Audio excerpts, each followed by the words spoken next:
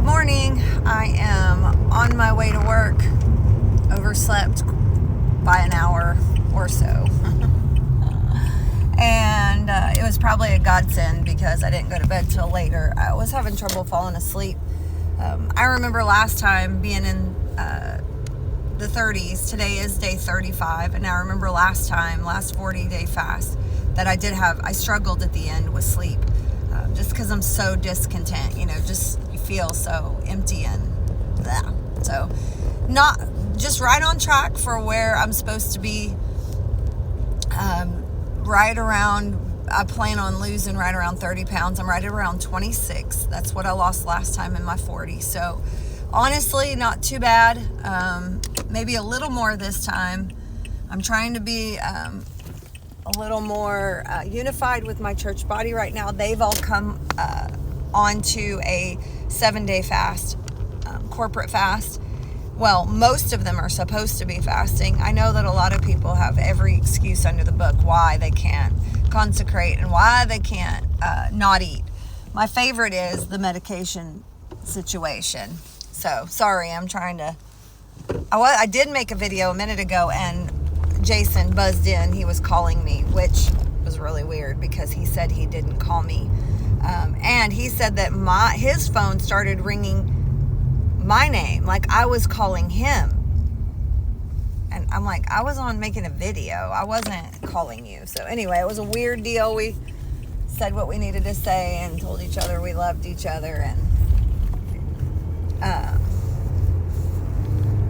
that's it. So, day 35, I'm on my way to work, finally. Feeling what my corporate body is probably feeling today. And it's a weird how that works when you're in the vein of being connected to a church. I've always felt that I've been called to intercede for Eastgate United Pentecostal Church. It's my job. I'm a watchman on the watchtower. I feel like that God has heightened my senses when it comes to things that have to do with our church, with my pastor. I've always felt very connected in prayer to him. Like when he's struggling, I know it. When he's gone, when he travels, I know it. I can't explain any of that. It doesn't make good logical sense, but it's just the way it is. So, so I think I'm feeling the way I feel today. I feel like I'm on day 2 of a 7-day fast. And it's weird because day 2 of a 7-day fast, you typically haven't done much prep. You typically wouldn't do too much special other than maybe try to cut sugar, cut caffeine. But on day 2 of a 7-day fast, you have a headache. You're kind of nauseated. You feel just sluggish and lethargic. That's exactly how I feel. The lady that is on the journey with me, the 40-day journey with me, also feels the same way. So I really believe that we are just connected at this point because this is a corporate fast, because I'm not fasting for spiritual breakthrough for myself. I'm fasting for this, the expansion of our church. We're trying to build, and we need money, and we need people and things. And so I really believe that since this is a corporate fast, this is the point where you talk too much, like when I teach and I get out of breath.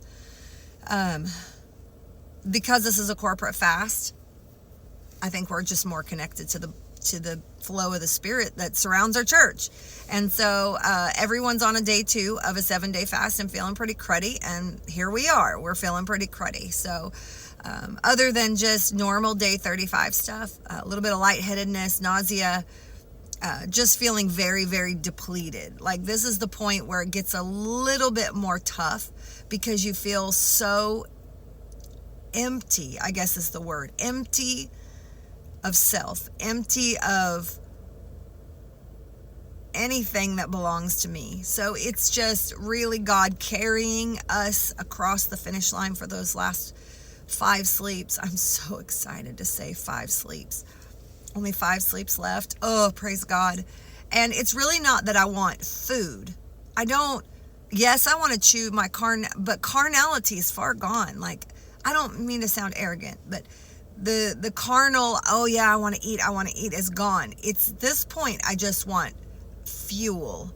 My body, I can feel that it's almost depleted. I can see that it's almost depleted. I mean, I can't believe how my waistline has just shrunk. It is just, that means that my body has eaten off all of the fat. I still have a little bit left on my stomach, like just enough to carry me over. But I'm sure that my body is reaching the end point of what I have stored up. So I just need some fuel. And it'll be over as fast as it finished. And to be honest, that moment that you can eat, you almost don't want to. You don't want to let go of the consecration or the feeling, the closeness to God, because I can imagine that that's how Adam and Eve felt. Is that once they took a bite of that fruit and their eyes were open, they could feel that disconnect from God. They could feel that far away feeling, like, oh no, we've separated ourselves from Him in a way. And that's kind of the way it feels to break a 40-day fast. It's like all that emptiness and closeness that you feel with God is replaced by that carnal need to eat, that the pleasure that you get when you eat. See, right now we're drinking, and I do have a shake every day, but I literally am to the point where it's just gagging me, because I keep it the same all the way through, just because this isn't for pleasure. The shake that I make at night isn't.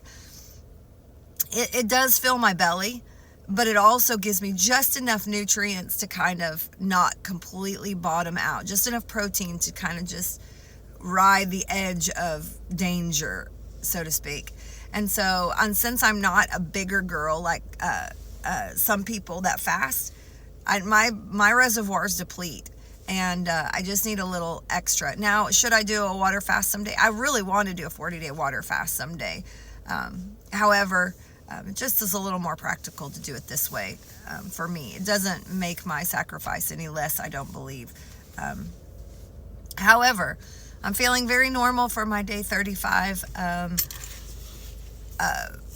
Haven't drank enough water, haven't prayed enough, but I'm doing it. I'm doing this thing.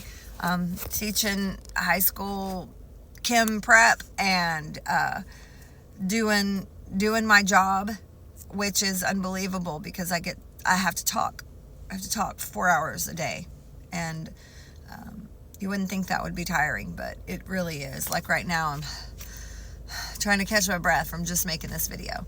So other than fighting just a little bit of kind of an inferiority complex, I snuck onto Facebook yesterday. There was a really misunderstanding. The church did a social media fast for a week and then transitioned into 7-day fast. Well, I guess everybody thought that once they finished their week of social media, they could get right back on. But we've never done it that way. When a person fasts, they should also guard what comes into their ears and eyes. Like, what's the point of looking at pornography and feasting in your flesh? Or I'm not saying they're looking at porn, but I'm saying, why would you do something like that and then abstain from food? The abstinence from anything going into your body is for consecration. Why would you jump on Facebook and look at everybody's business and be completely engulfed in the world? We've never done that. We have always fasted social media. So I was a little disappointed when people were shocked, like, oh, we can't be on Facebook. It's like, no, you can't be on Facebook. It is super carnal and super worldly. No, you can't do that. So hopefully a guy at choir practice actually announced it in a microphone last night. Oh yeah, and stay off Facebook, he said. I was like, yeah. Of course I chimed in, like, usually he's super annoying with some of the antics that he pulls, but I was actually in agreement with him last night. And I could see people going, I didn't know we weren't supposed to be on. Oh my goodness. I've been here not even as long as you guys have, and we've always fasted social media when we're physically not eating. So The rule follower in me is just like, wake up, y'all. Wake up, y'all. So hopefully people will join in the other club where we're not putting food in our mouth or garbage in our eyes or ears. So hopefully people get back on board and realize that you're not supposed to be on social media. It's supposed to be just a time of sheer misery. So I'm excited. I know that God has heard the consecration of his people. I know that he has a special tender place for people who give up anything in this very carnal world. So the blessings of the Lord are yes and amen. And I'm going to take it with me today. Hopefully he can be my strength, because my own is quickly fading. So Sunday, I'm looking forward to. Sunday is when we break our fast. I'll be breaking after church service, but I plan, and I'm just going to keep saying it, and I expect I'm going to be raking up blessings on Sunday. I fasted all of these days for my church, and I'm going to go into Sunday with a list. I've got a list of things that I want God to just turn, and I'm just going to be outright, unabashedly, unashamedly, just a beggar. I'm just going to come before him and throw myself on the altar. I literally expect to dance in the Spirit Sunday, to be completely out of control in the Spirit. I need a touch from God. I need a supernatural cleansing from God. So I'm looking forward to Sunday. I'm looking forward to the end of this. But first I have to get through day 35. And so I'll focus back on my work. Like I said, I'm almost an hour late. My prayer time is nil and void today. I will be praying right after school. 1 o'clock, my prescribed prayer time as far as the prayer chain goes for our church. But didn't do very well this morning as far as my schedule goes. So I'm going to pick myself back up right now, go in my classroom, get everything together, and pray that his favor is upon me today. So until tomorrow.